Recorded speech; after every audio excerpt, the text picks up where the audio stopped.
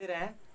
Science में आज हम धातु और अधातु का चैप्टर 3 का भाग 3 पढ़ाने जा रहे हैं। ठीक है, हम कल तक आप लोगों को बताए थे कि सबसे हल्की धातु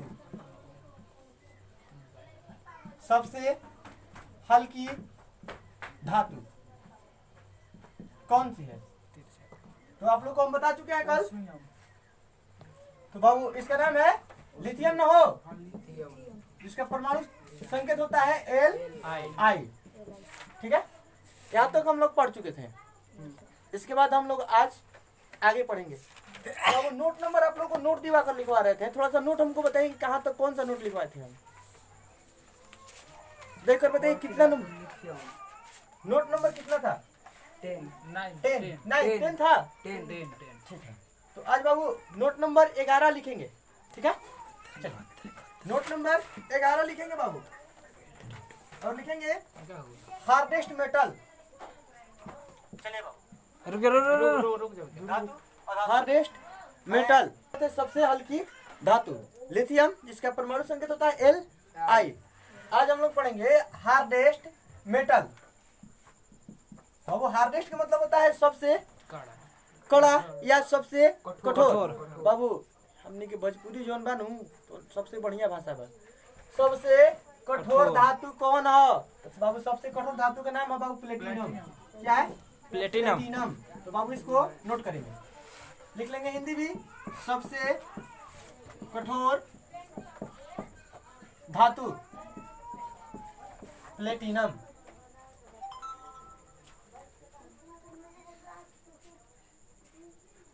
हो गया बाबू, सबसे कठोर धातु प्लेटिनम।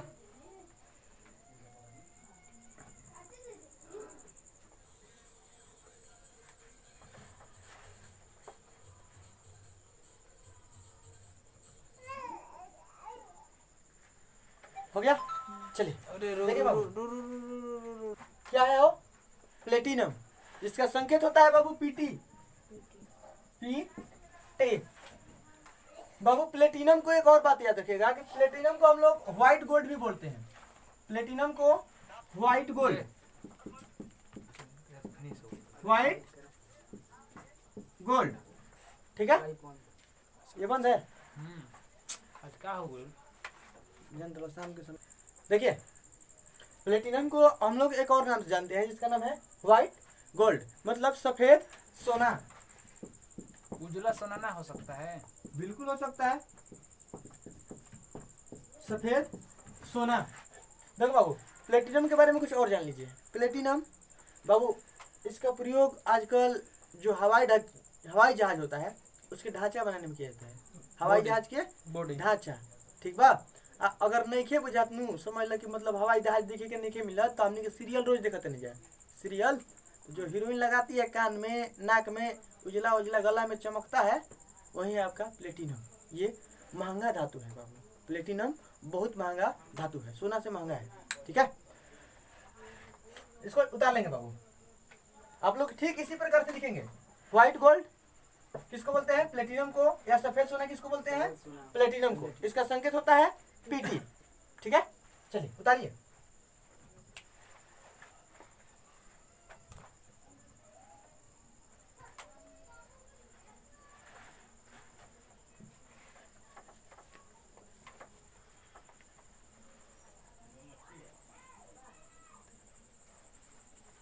हो गया बाबू,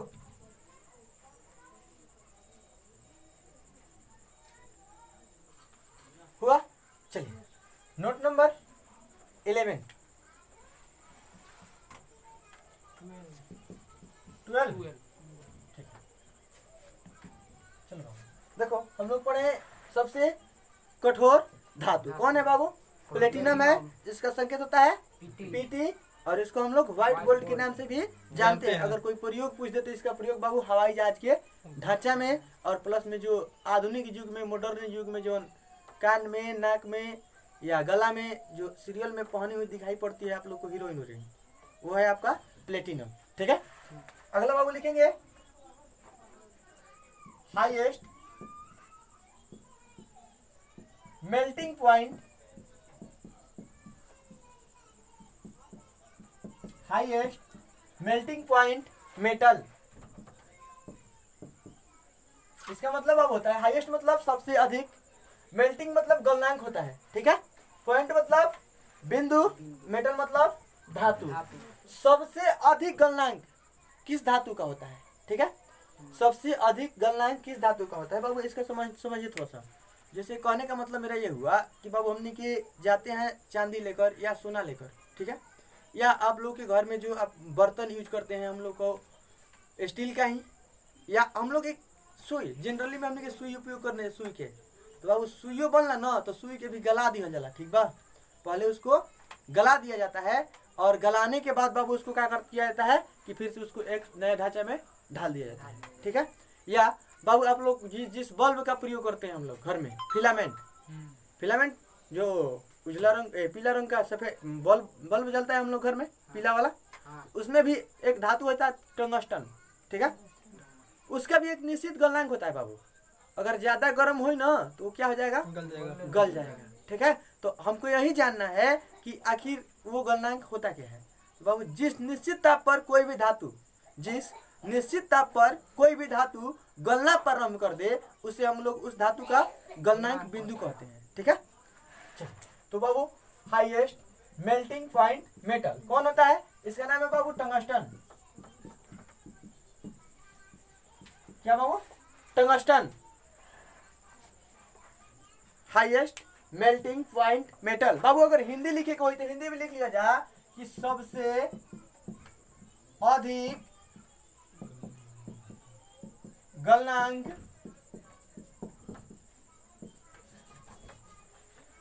सबसे अधिक गलनांक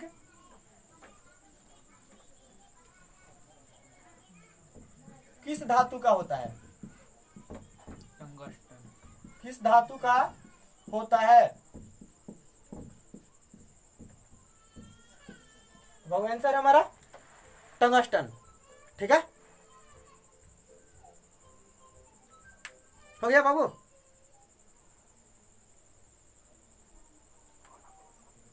देख बाबू अगला पॉइंट देखा सुन, देखा था बाबू। अगर कि हमने से पूछ देवे कि सर टंगस्टन का गलनांक, तो मानते हैं कि टंगस्टन का गलनांक सबसे अधिक होता है, लेकिन सर कितना होता है तो क्या बोलिएगा, किसी को पता है? देखिए टंगस्टन का गलनांक बाबू 34 लगभग 3422 डिग्री सेल्सियस होता है। कितना? 3422 डिग्री सेल्सियस। लिख लेंगे इसको, यहाँ पर नीचे लिख लेंगे कि टंगस्टन का गलनांक, नोट में बाबू कर देंगे इसको। टंगस्टन का गलनांक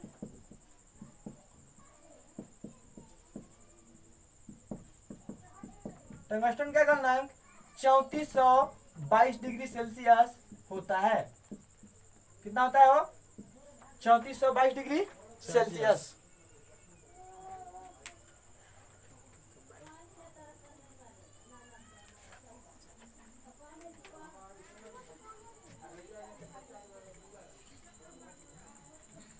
हो गया?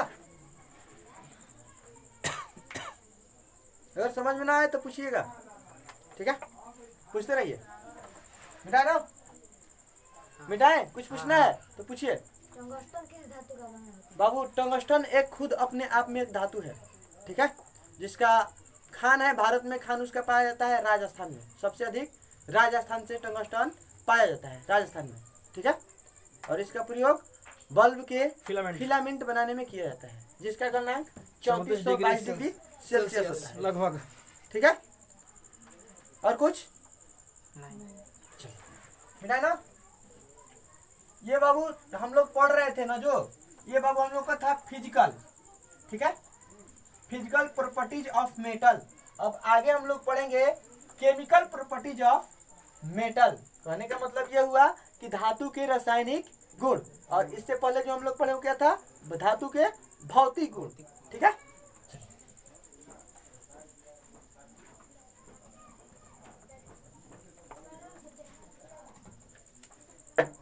चलिए बाबू पॉइंट बनाएंगे। नेक्स्ट लिखेंगे chemical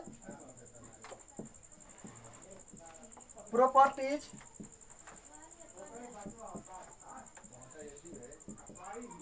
of metal. Chemical properties of metal, chemical properties of metal. अगर हिंदी लिखना होगा तो हिंदी भी लिख लेंगे। धातु के रासायनिक गुण, धातु के रासायनिक गुण। एक पहले बबू आपने जितना पढ़ा ये सब भौतिक गुण रहे, ठीक बा। भौतिक गुण रासायनिक गुण के मतलब बुझाला हो आय। देखो भौतिक गुण के कहे के मतलब ही ना कि कबो करा के हमनी चेंज कर सकत नहीं है, ठीक बा। और रासायनिक में आज तो करा के चेंज अब हमनी के ना कइल जाई, ठीक बा। हो गया बाबू। नंबर 1 पहले का पॉइंट बनाएंगे। अब हम लोग पढ़ेंगे बाबू धातु के रासायनिक गुण। इससे पहले पढ़े धातु के भौतिक गुण। देखिए बाबू पहले का लिखेंगे, पहले का पॉइंट में विथ O2, विथ O2। देखिए बाबू जिनको परेशानी हो रहा होगा, थोड़ा सा भी यहाँ पर विथ O2 क्यों लिखे, तो बाबू देखिए हम लोग पढ़ रहे हैं क्या, मेटल पढ़ रहे हैं हो, हेडिंग दिया है मेटल। मेटल के अंदर हम लोग पढ़ रहे हैं, यहाँ पर हेडिंग दिया है धातु के रासायनिक गुण। तो कहने का मतलब ये हुआ कि धातु के साथ क्या, ऑक्सीजन, ठीक है। धातु के साथ ऑक्सीजन। देखिए सर यहाँ पर विथ O2 क्यों लिखे हैं, तो बाबू विथ O2 हमेशा चलते लिख ले बनी कि बाबू पहले ही हम हेडिंग दे दिले बनी मेटल, ठीक बा। तो बाबू मेटल विथ O2, विथ मतलब होता है के साथ। अगर बाबू हमने के हिंदी में भी लिखी कोई तो लिख दिया कि धातु के साथ ऑक्सीजन की अभिक्रिया,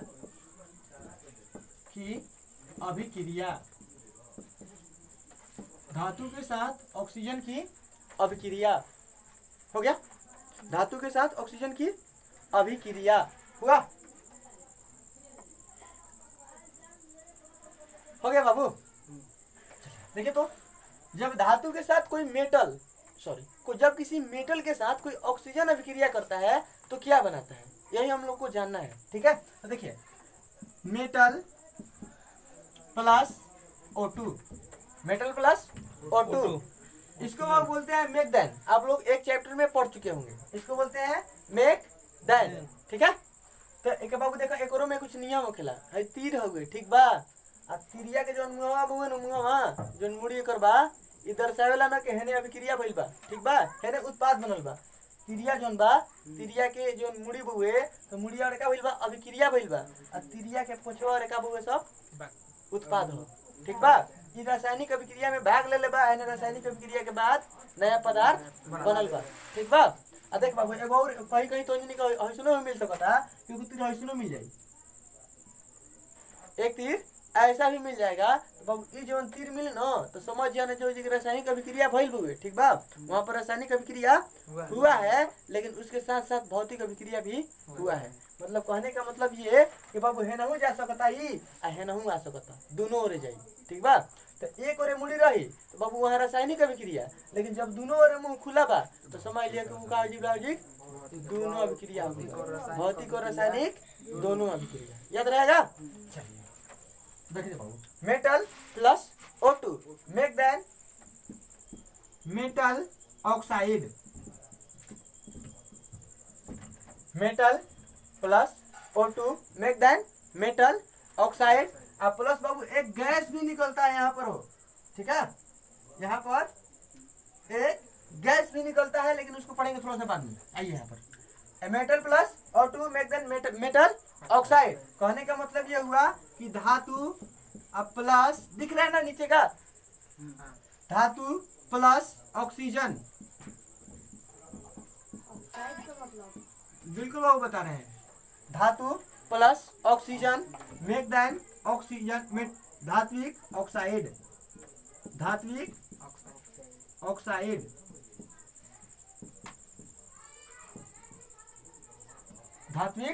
ऑक्साइड हुआ, ठीक है। धातु प्लस ऑक्सीजन मेक देन धात्विक ऑक्साइड। बाबू कहीं कहीं आप लोगों को अगर धातु ऑक्साइड भी मिले तो वहां पर आप टेंशन नहीं के लेंगे, धातु ऑक्साइड, ठीक बा। देख बाबू ऑक्साइड जब कोई ऑक्सीजन दुनिया के किसी भी धातु के साथ अभिक्रिया कर जाए, चाहे वो कोई भी धातु हो, लेकिन हाँ शर्त ये है कि उस धातु से ऑक्सीजन का अभिक्रिया होना चाहिए। ऐसे बाबू बहुत धातु हैं जो ऑक्सीजन के साथ अभिक्रिया नहीं करते हैं। जैसे आपका सोना है, चांदी है, ये ऑक्सीजन के साथ कोई अभिक्रिया इसका नहीं होता है, इसलिए सोना जल्दी से खराब नहीं होता है। जब भी देखेंगे सोना को नया ही दिखेगा। हाँ भले बाबू हमनी के धूल गर्दा पड़ सकता है, अगर धूल गर्दा पड़ जी तो बाबू धुंधला दिखाई पड़ लगी, गंदा दिखाई पड़ लगी, लेकिन कभी वो पुरान ना हुई, कभी वो खराब ना होगी। उसको थोड़ा सा साफ कीजिए, फिर आपको सोना जैसा था वैसा ही आपको फिर से मिल जाएगा। ठीक है, तो दुनिया की कोई भी धातु जो ऑक्सीजन के साथ अभिक्रिया करती है तो उस अभिक्रिया के फलस्वरूप धात्विक ऑक्साइड का निर्माण होगा। मान लीजिए हमको वहाँ पर ना उठे मेंटल और O2 का मिलकर मेंटल ऑक्साइड कैसे बना है? देखो बाबू, मेटल मतलब क्या होता है? धातु। ऑक्सीजन, O2 मतलब ऑक्सीजन, तो बाबू धातु प्लस ऑक्सीजन एकरा मतलब बदले क्या हो? Make then. एकरा बाद बाबू मेटल मतलब धातु, ऑक्साइड मतलब तारा पता बता, ऑक्साइड मतलब ऑक्साइड होला। दिक्कत बा? ठीक बा? अब देखो अब हम एग्जांपल लेको दूगो देम ना तो तुमने के पता चल जाए कि हाँ यहाँ पर अभिक्रिया कैसे हो रहा है। तो थोड़ा सा इसको नोट कर लीजिए, इसको मिटाएंगे, इसके बाद एग्जांपल लिखेंगे। ठीक है, थोड़ा सा नोट कीजिए जल्दी।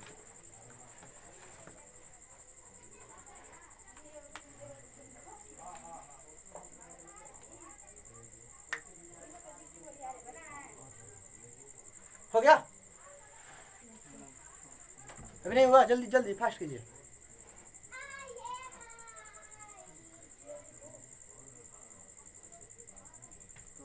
अच्छा अच्छा,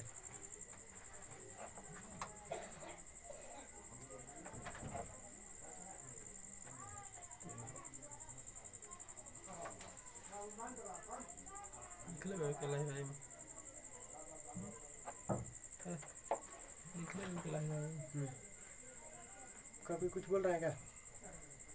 चलिए, हो गया बाबू?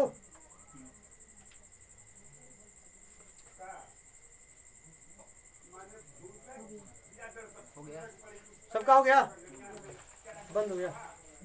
चलिए देखिए तो बाबू, दुनिया की कोई भी धातु जब ऑक्सीजन के साथ अभिक्रिया करेगी तो वहां पर धात्विक ऑक्साइड का निर्माण करेगी।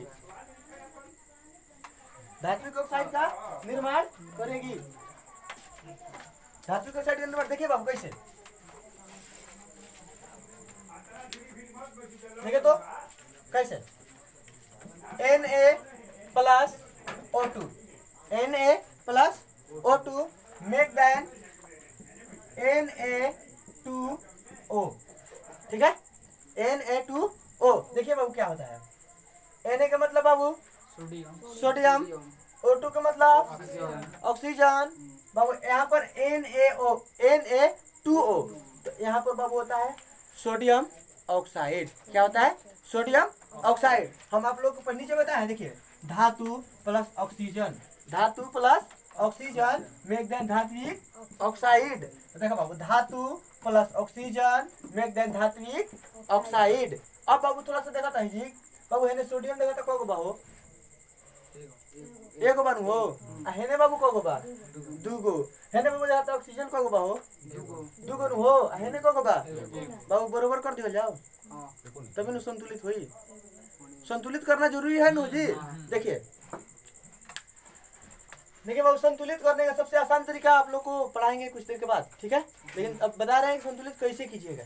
ठीक है, देखो बाबू, हेने ऑक्सीजन को बा हो दूगो, हेने को बा एगो, तो बाबू हेने हेने हो दूगो कर दिया जाओ, दूगो कर दिया जाओ। जब हेने दूगो बा तहनियो दूगो चाहिए नु, तो बाबू देखो संतुलित करे समय याद करियो जाए हमेशा तो बाबू हमने के हेजी दू कभी नहीं खे लिखे के अजी लिख देंगे तो का हो गई गलती हो जाए। ठीक बा, अब केहू कही कि सर हेजिक O2 हेजिक O में हेजिक 2 लाख गुलबा, हेजिक 2 लिख दिया जो का लिख दिया जाओ, तो बाबू देखिए ये भी बिल्कुल गलत है। ठीक है, यहाँ पर हम 2 का प्रयोग नहीं कर सकते हैं। जब भी प्रयोग करेंगे तो कहाँ पर बाबू, यहाँ शुरुआत में हम लोग संतुलित करते समय ध्यान रखेंगे कि हमको यहाँ पर 2 नहीं लगाना है और यहाँ पर भी 2 नहीं लगाना है। जब भी लगाना है तो कहाँ पर लगाना है? शुरुआत में। तो बाबू देखिए तो ऑक्सीजन इधर दूगो, ऑक्सीजन इधर कितना? दूगो हो गया हो, दूगो इधर भी है दूगो इधर भी। ऑक्सीजन के काम फिनिश हो गया। हाँ चल बाबू देखा तो, बाबू देखा तो सोडियम को बोलो दूगो आ दूगो है जी का दूगो आई चार। दूध निके चार चार गो है ने कक बाहो दूगो दूजे गो कक बाहो एगो बा एक ही बानु हो हाँ। तो है चार कर दिए कौन दिक्कत बा ना। तो बाबू है जी देखा तो चार हम आसानी से करते हैं। तो चार गो सोडियम है ने तो चार गो सोडियम है ने संतुलित आ दू गो ऑक्सीजन है ने तो दू गो ऑक्सीजन है ने। तो हमनी के काम संतुलित करे काम खत्म हो गया। तो मान लीजिए हाँ, बोलिए। सोडियम है और ओ को इधर कहीं नहीं लिख बाबू सकते बिल्कुल लिख सकते हैं, कोई दिक्कत नहीं है। आपके कहने का मतलब ये हुआ कि सर जो आप लिए हैं O2 यहाँ पर, हाँ। इसको यहाँ पर क्यों नहीं लिए? तो बाबू यहाँ पर भी हम O2 लिख सकते हैं, कोई दिक्कत नहीं है। ये जरूरी नहीं है कि कोई बाद में लगाया चाहे पहले लगाया, कोई लेकिन धातु ही दोनों ऑक्सीजन के पास जाएगा। कोई ऑक्सीजन भी धातु के पास जा सकता है। ऑक्सीजन में धातु के पास जा जा सकता है। सकता है, ठीक बा। हाँ। तो बाबू कहीं लिखा हमारा कोनो परेशानी नहीं। नहीं थी, दिक्कत बा ना। लेकिन अब क्रिया बराबर होके के चाहिए। ले अभिक्रिया करना है और संतुलित करना है, संतुलित कभी छोड़ना नहीं है। काहे कि बाबू लेबुजियर एक वैज्ञानिक थे, कॉल रहन जान तो क्या कॉल रहन कि कोनो भी तरीका से दुनिया का कोई भी तरीका है वो लगा लीजिए ना, आप द्रव्यमान को उत्पन्न कर सकते हैं और न ही उसको नष्ट कर सकते हैं। तो बाबू यहाँ पर देखिए तो यहाँ पर तो था O2, यहाँ पर दो गो ऑक्सीजन था लेकिन ऑक्सीजन इधर एक ही हो गया, इसका मतलब नष्ट हुआ। लेकिन तो नष्ट हुआ तो महान वैज्ञानिक का कथन गलती हो जाएगा। तो महान वैज्ञानिक का कथन गलती नहीं करना है, वहाँ पर क्या करना है, संतुलित कर देना है, ठीक है। दिक्कत ना ना ना। चल बाबू एग्जाम्पल उतार ला।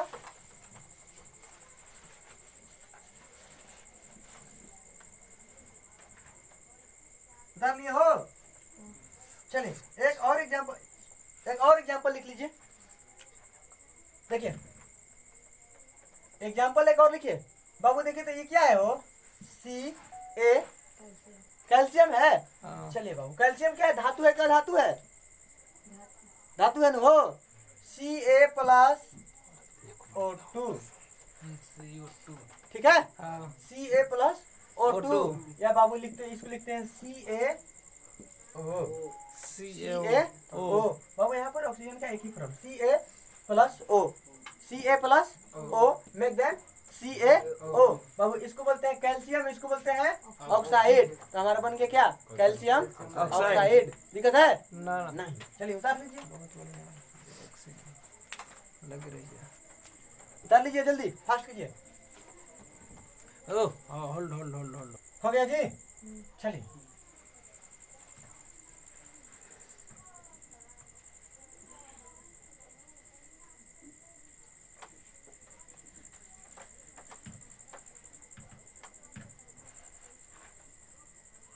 इसको मिटा रहे हैं।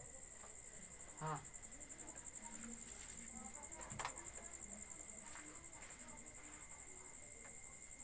चलो बाबू यहाँ तक तो ठीक है कि सर कोई भी धातु ऑक्सीजन के साथ अभिक्रिया करेगा तो धात्विक ऑक्साइड का निर्माण करेगा।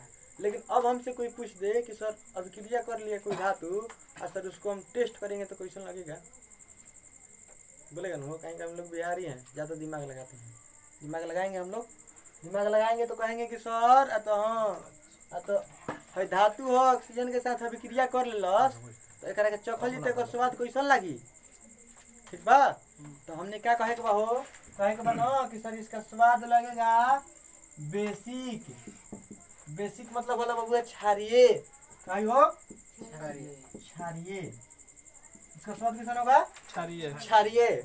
और जब बाबू क्षारीय है तो इसको लिटमस पत्र पर भी हम लोग प्रयोग कर सकते हैं। तो अब देखिए यहाँ पर क्या करेंगे कि रेड लिटमस पत्र है और इस पर डाल दिए क्या हम लोग, धात्विक ऑक्साइड, तो कर देगा इसको ब्लू। दिक्कत हो ना। जो धात्विक ऑक्साइड है इसको लिटमस पत्र पर डालेंगे तो ये लाल लिटमस पत्र को कैसन कर देगा, हो ब्लू कर देगा। दिक्कत है ना। बात पूछे तो क्षारीय।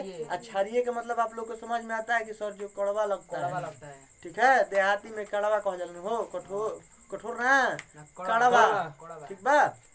अरे कड़वा कह चाहे तीखा कह, तीखा, ठीक बा।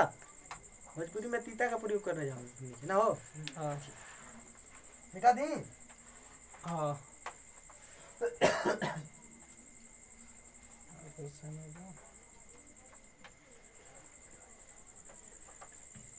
कोई बात नहीं, पकड़ा जाएगी विकास।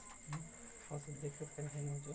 चले देखिए बाबू, एक बात और समझिए बाबू, इ तो हमनी के दुनिया के कोनो भी धातु भइल जो ऑक्सीजन के साथ अभिक्रिया कर ली तो ओकर स्वाद कैसा लगी हो? कड़वा। कड़वा लगी हो। हाँ। लेकिन दूगो ऐसनो धातु बा जो ऑक्सीजन के साथ अभिक्रिया करला ना तो कड़वा भी लगेगा और खट्टा भी लगेगा। ठीक बा? दो ऐसे धातु हैं जो ऑक्सीजन के साथ अभिक्रिया करेंगे तो बाबू उसका स्वाद कैसा लगेगा? कड़वा भी लगेगा और तीखा भी, खट्टा भी लगेगा। खट्टा। ठीक है, कड़वा भी और खट्टा भी। खट्टा भी। तो कौन कौन धातु है? तो बाबू देखिए, एक धातु है एल्युमिनियम और एक धातु है जिंक। ये जब दोनों ऑक्सीजन के साथ अभिक्रिया करते हैं तो बाबू जो इनका स्वाद होगा ना वो कैसा लगेगा? खट्टा लगी या ना तो तीखा लगी। ठीक बा? या कभी कभी दोनों लगी, खट्टा भी और तीखा भी। तो बाबू ए के चलते दोनों को हमने क्या कहनी है? उभयधर्मी ऑक्साइड। इसको क्या बोलते हैं? उभयधर्मी ऑक्साइड। बाबू 10 क्लास के एग्जाम में डायरेक्ट क्वेश्चन पूछेला उभयधर्मी ऑक्साइड किसे कहेंगे? तो किताब में क्या परिभाषा दिले बा क्या नहीं के दिले छोड़ दो, भुला जा सब, पूछना बस इतने याद रखो कि वैसा धातु जो ऑक्सीजन के साथ अभिक्रिया करके क्षारीय और अम्लीय दोनों प्रकृति को हो जाते हैं, क्षारीय और अम्लीय दोनों प्रकृति को हो जाते हैं, उसे हम लोग उभयधर्मी ऑक्साइड बोलते हैं। ठीक है? मान लीजिए सवाल उठ सकता है ये कहें धातु हो सकता है? बिल्कुल बिल्कुल बिल्कुल। देखिए बाबू, जब ऑक्सीजन एल्युमिनियम के साथ अभिक्रिया करता है तो एल्युमिनियम ऑक्साइड का निर्माण करता है, Al2O3। ठीक है, Al2O3। और जिंक जब ऑक्सीजन के साथ अभिक्रिया करता है तो ये बनाता है ZnO। और इनका प्रकृति जो होता है ये दोनों होता है कैसा? अम्लीय और क्षारीय दोनों प्रकृति का। तो बाबू लिख देंगे कि इन दोनों तत्वों इन दोनों धातुओं को जब ऑक्सीजन के साथ, बाबू यहाँ पर O2 लिख रहे हैं, ठीक है, ऑक्सीजन के साथ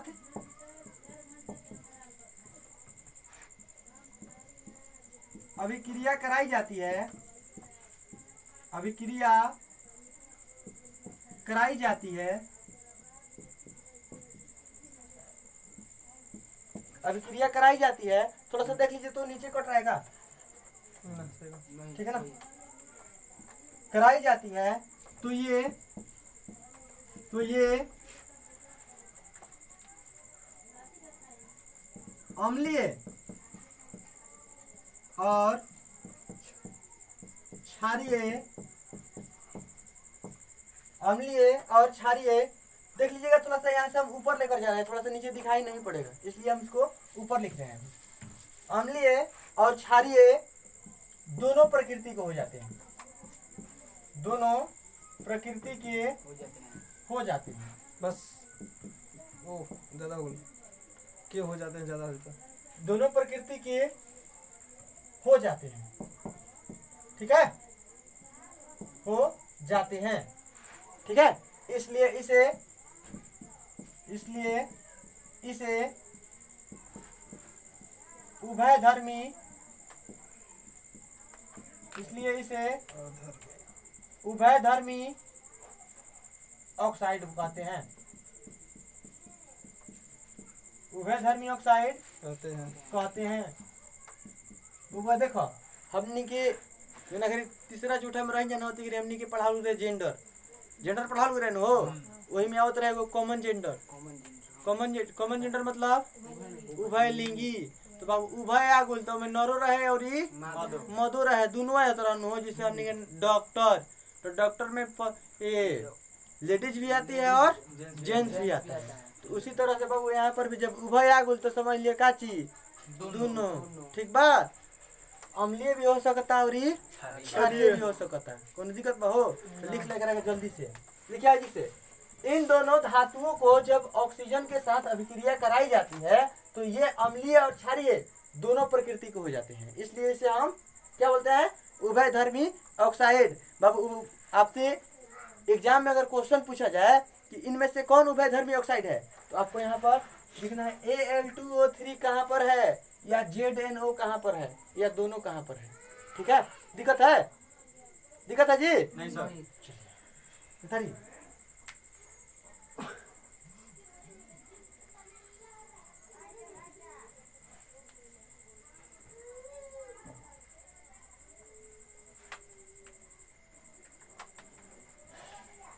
ज़्यादा लंबा वीडियो मत लीजिए।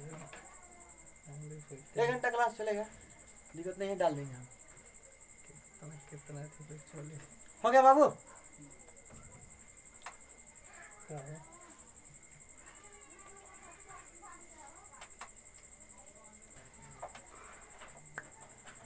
हो गया बाबू? मिटाए?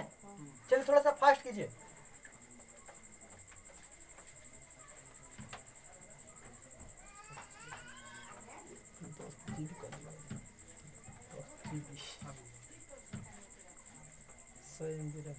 चलो बाबू देखो तो हमने के पहले क्या पढ़ रहे कि विथ O2 मतलब ऑक्सीजन के साथ अभिक्रिया करी धातु तो क्या बनाई? तो देखो बाबू हमने के बनेला है ऑक्सीजन ऑक्साइड, सॉरी धात्विक ऑक्साइड बनाया है हो, जिसका स्वाद क्वेश्चन था क्षारीय था।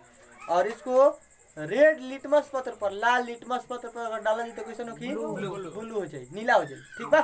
चलो दूसरा का बाबू, दूसरा का 2 नंबर लिखिए। हाँ, विथ वाटर, विथ वाटर कहने का मतलब ये है कि जब हम लोग धातु को पानी के साथ अभिक्रिया कराते हैं तो क्या होता है, यही हो। तो लिख लेंगे कि जब कोई धातु पानी के साथ अभिक्रिया करे, पानी के साथ अभिक्रिया करे, अभिक्रिया करे, जब कोई धातु पानी के साथ अभिक्रिया करे, जब कोई धातु पानी के साथ अभिक्रिया करे। हो गया बाबू? चलिए फास्ट कीजिए आप लोग। हो गया? हो गया। जब कोई धातु पानी के साथ अभिक्रिया करे विथ वाटर, मिटा ना?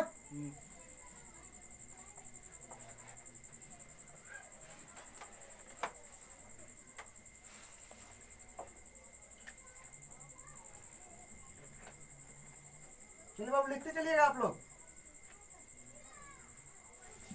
मेटल प्लस वाटर, जान हो हाई हो गल हमनी के धातु, हाई हो गल पानी। जब दोनों के मिलावल जाए के में त का बनी? ये नु metal plus water make then. बाबू देखा जा, हम तो जने अगर कॉपी पर कबो लिखियो जा ना ये मेक देन के चिन्ह, तो बाबू एकरा का हम जिस लिख देनी बोर्ड पर नीचे, तो जने कभी नीचे लिखे के गलती मत करिए जा। इसको लिखना है यहाँ पर, ठीक है? हमारे बोर्ड पर कटेगा इसलिए हम इसको क्या किए नीचे लिख दिए, लेकिन आप लोग कभी नीचे लिखने का गलती मत कीजिएगा। आप लोग को जब भी लिखना है तो एक लाइन से लिखना है, दिक्कत है? Metal plus water make then metal hydroxide,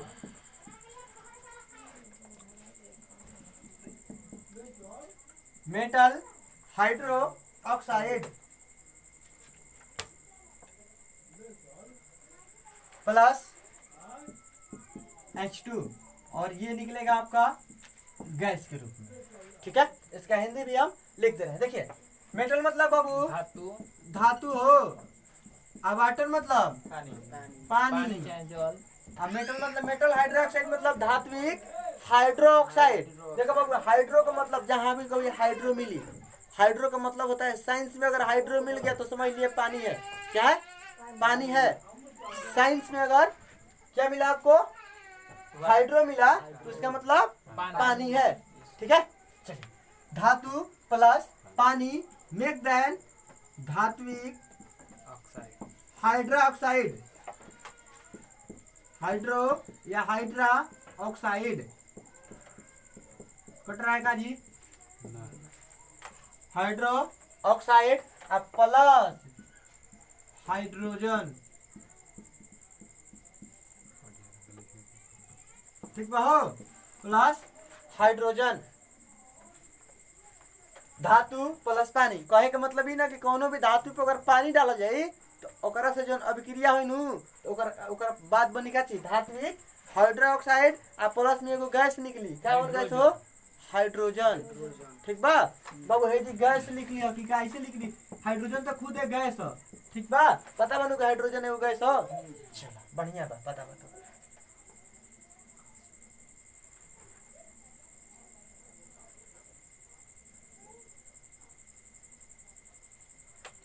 मिटाए चलो बाबू देखो मान लीजिए कि हाँ। बाबू एक एग्जांपल देने के बाद पूछना है, एक एग्जांपल दे लीजिए इसके बाद आप पूछिए। चलो देखो बाबू मेटल, हमने के कोनो अगर मेटल उठा लिया लो जिसे हमने के का चीज सोडियम, सोडियम उठा ली। सोडियम एक धातु है बाबू। वाटर के हमने के फार्मूला होखला H2O, H2O। ठीक बा make then NaOH plus H2। ठीक बा कहे का मतलब ई देखो बाबू हमने के नीचे लिख लेंगे का हो कि पानी धातु प्लस पानी, धातु प्लस पानी मेक देन क्या बनिला हो धात्विक हाइड्रोक्साइड। तो बाबू धातु में कौन बहु है सोडियम, आ हेकरा मतलब का चीज हाइड्रोक्साइड, आ हेकरा मतलब का हाइड्रोजन।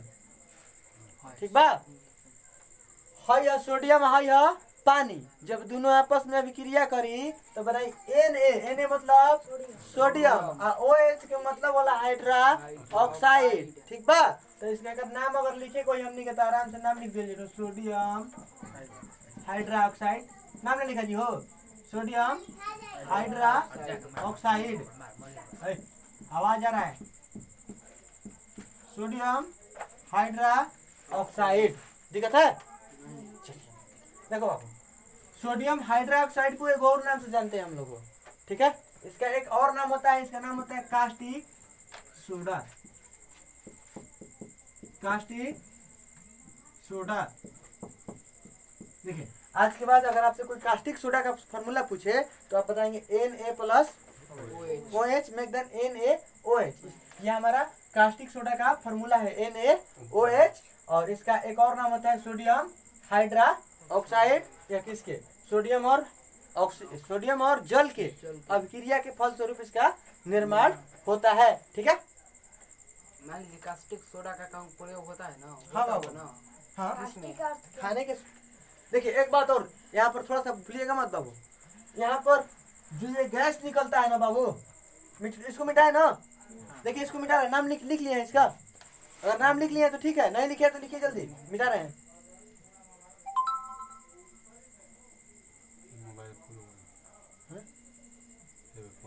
छोड़ दीजिए कौन है, छोड़ दीजिए रहने दीजिए, छोड़ दीजिए। चलो बाबू देखिए तो Na plus H2O make then NaOH plus H2। तो बाबू देखो हाइड्रोजन हाइड्रोजन गैस में निकलना ना तो एगो आवाज से निकलना। ठीक है एक आवाज के साथ निकलता है जिसको हम लोग बोलते हैं पॉप साउंड। ठीक है आप लोग को 10 क्लास की किताब में मिलेगा पॉप साउंड।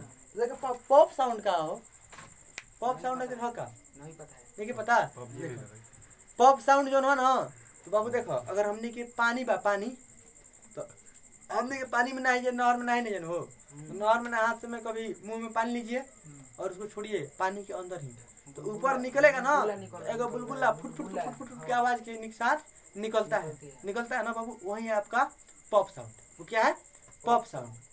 जब हम लोग क्या करेंगे कि नहर में नहाएंगे उस समय क्या करेंगे कि मुंह में पानी ले लीजिए, मुंह में पानी ले लीजिए और उसको पानी के अंदर ही छोड़िए और अपने मित्र से किसी मित्र से बोल दीजिए कि बबुआ तो हाँ तो नहरिया पर खड़ा जाए ऊपर देखिए वैसा आवाज आवता।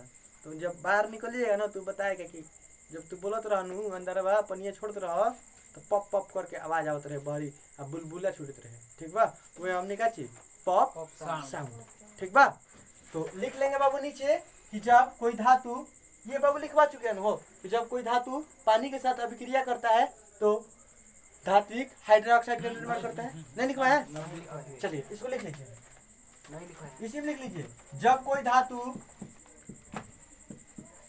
कोई धातु पानी के साथ, बाबू पानी के स्थान पर जलो लिखा सकता हो, पानी के साथ जल के साथ ठीक होगा। अभिक्रिया करता है, पानी के साथ अभिक्रिया करता, जल लिख दियो, ल जा जले कर देनी, जल के साथ अभिक्रिया करता है। सर वहाँ पर जब कोई नहीं करेगा ना, जब कोई धातु और जल के साथ अभिक्रिया करता है तो वह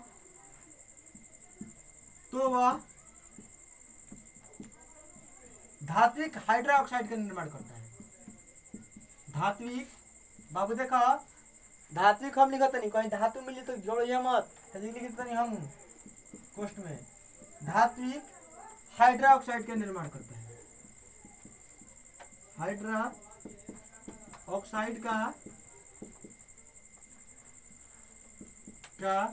निर्माण करता है, निर्माण करता है, ठीक है। और साथ में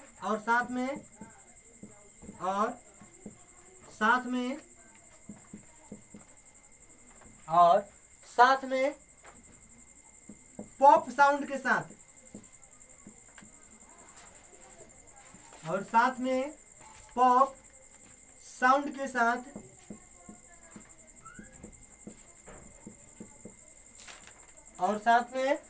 साउंड के साथ हाइड्रोजन गैस बाहर होता है,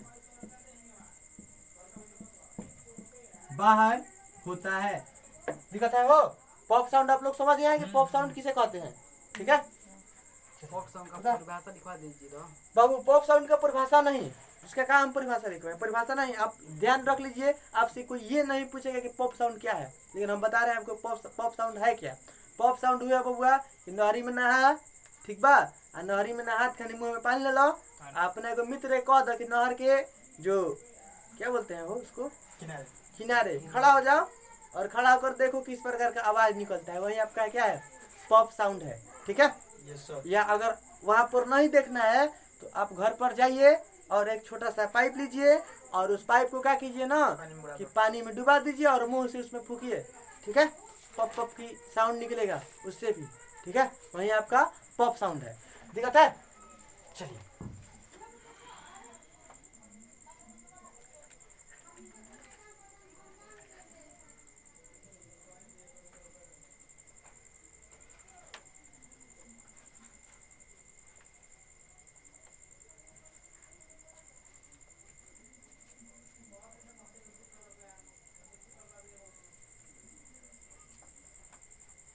हो गया बाबू, हुआ, चलिए।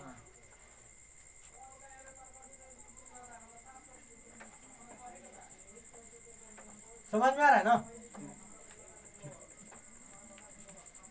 समझ में नहीं आएगा पूछिएगा।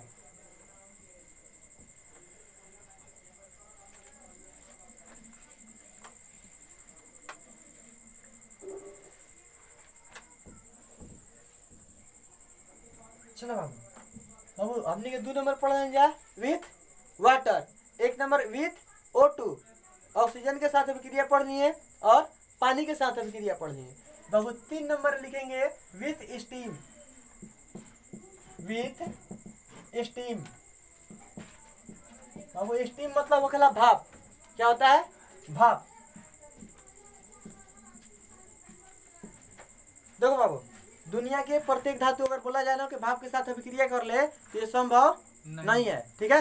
लेकिन 3 गो धातु है जो भाप के साथ अभिक्रिया करती है, ठीक है। और भाप के साथ भी अभिक्रिया करेगी तो भाप क्या है, पानी है वो, तो वही आपका धात्विक हाइड्रोक्साइड का निर्माण करेगी। और 3 जो धातु है वो है FeAl और Zn, ठीक है। ये तीनों धातु ये तीनों धातु भाप के साथ अभिक्रिया करती है। तो लिख लेंगे बाबू इसको, इसी प्रकार से लिख लेंगे। ये तीनों धातु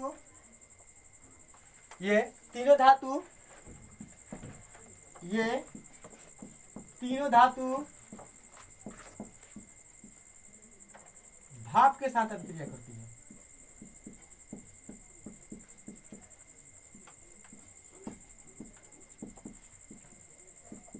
ये तीनों धातु भाप के साथ अभिक्रिया करती है। हो गलो?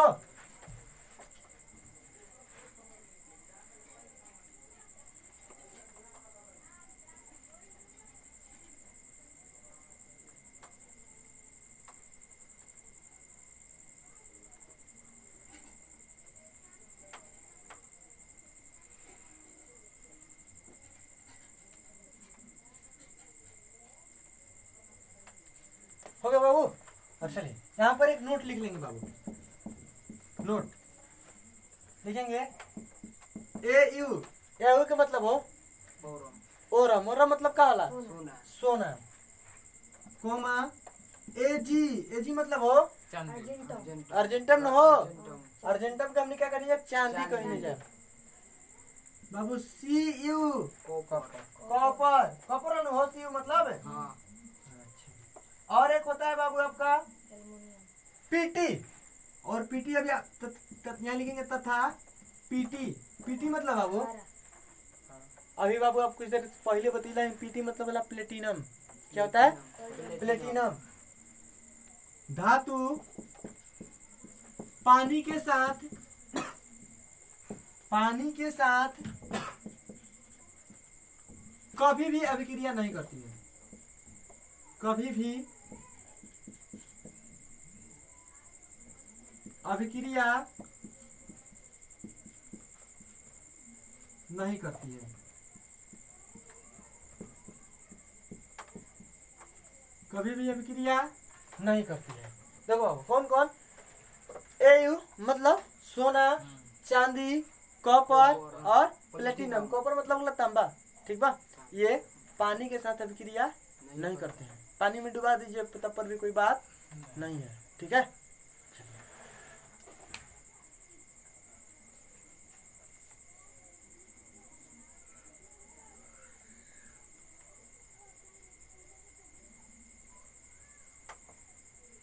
हो गया मिटाए, चलिए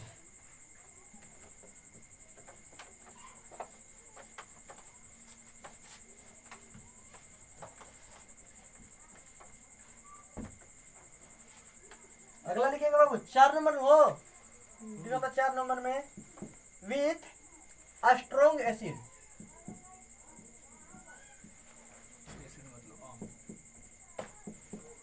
ठीक बा, विथ स्ट्रॉन्ग एसिड। देखो बाबू विथ मतलब वाला साथ, स्ट्रॉन्ग मतलब मजबूत, एसिड मतलब अम्ल। हमने पढ़ा था का हो मेटल हो, तो जब धातु, मेटल मतलब धातु स्ट्रॉन्ग अम्ल के साथ अभिक्रिया करेगा तो किस चीज का निर्माण करेगा, ठीक है। यही पढ़ते हैं हम लोग को। लिखेंगे नीचे मेटल प्लस बाबू स्ट्रॉन्ग अब छोड़ दे रहे हैं, एसिड चलेगा, acid make then salt plus H2, ठीक है।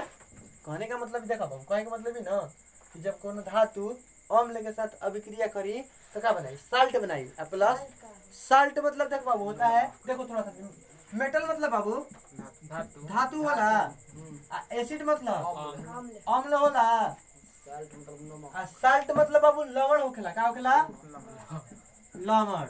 है बाबू H2 मतलब हाइड्रोजन। दिक्कत बा हो नहीं सर ठीक है। देखो कितना आसान से समझ में आ गया। देखो तो जब कोनो धातु कोनो अम्ल के साथ अभिक्रिया करी तो लवण और हाइड्रोजन गैस के निर्माण करेगा, समझ में आ गइल। इसका स्वाद कैसा होगा? बाबू अम्ल का स्वाद किसका, खट्टा, देखिए बाबू जो आपका क्षार होता है, क्षारक, उसका स्वाद कड़वा या तीखा होता है, ठीक है। और जो आपका अम्ल होता है उसका स्वाद खट्टा होता है, ठीक है। और जो आपका लवण होता है उसका कोई विशेष स्वाद नहीं होता है, ठीक है। स्वाद होगा लेकिन कोई विशेष स्वाद नहीं होगा, ये हमको पता नहीं चल पाएगा कि तीखा लग रहा है कि खट्टा लग रहा है, ठीक है। जैसे आपका नमक, नमक का एक निश्चित स्वाद है, उसका एक अपना स्वाद है ना नमक का, लेकिन किस प्रकार का है, अम्लीय है कि क्षारीय है, ये दोनों में से कोई नहीं है, ना अम्लीय है ना क्षारीय है, ठीक है। उतारिए इसको